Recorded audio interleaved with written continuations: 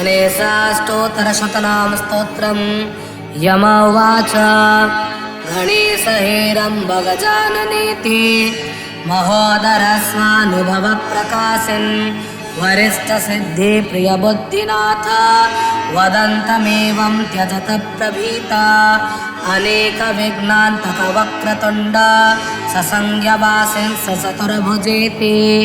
कवीशदेवान्तकनाशकारिन् वदन्तमेवं त्यजत प्रभीता महेशसून गजदैत्यसत्र वरेण्यसून विकटत्रिनेत्र परेश पृथ्वीधर एकदन्त वदन्तमेवं त्यजत प्रभीता प्रमोदमोदेति नरान्तकारे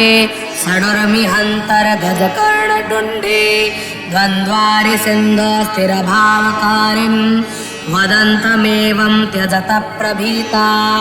विनायकज्ञानविघातसत्र पराशरस्यात्मज विष्णुपत्र अनादिपूजाखुग सर्वपूज्य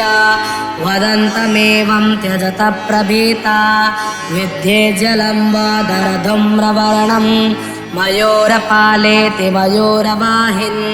सुरासुरे सेवितपादपद्मा वदन्तमेवं त्यजत प्रभीता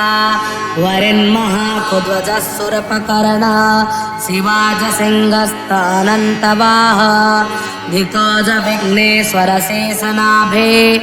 वदन्तमेवं त्यजत प्रभीता अणोरणीयो महतो महीय रवेर्जयोगे सज्येष्ठराज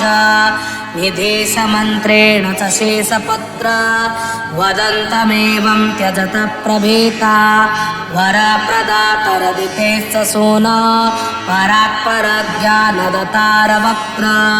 गुहाग्रज ब्रह्मण पार्श्वपुत्र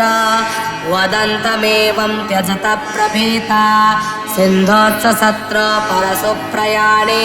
समीशपुष्प प्रियविघ्नहारिन् धूर्वाभरेरर्चित देवदेव वदन्तमेवं त्यजत प्रभीता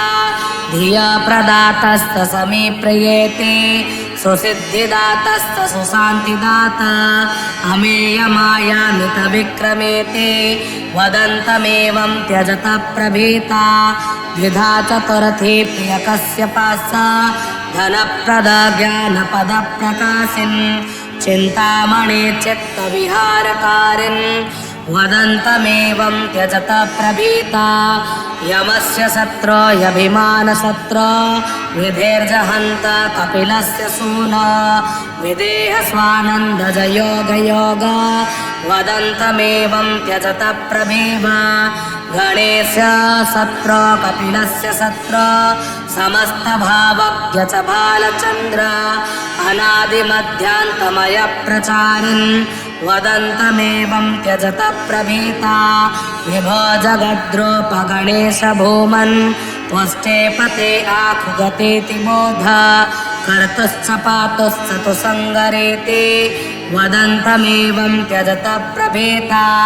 इदमष्टोत्तरशतं नाम्ना तस्य पठन्ति ये शृण्वन्ति ते शुभे भीता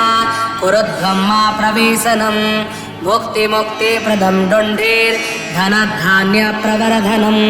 ब्रह्मभूतकरं स्तोत्रं जपन्तं नित्यमादरात् यत्र कुत्र गणेशस्य चिह्नयुक्तानि वैभटा धामानि तत्र संभीता कुरुध्वम्मा प्रवेशनम्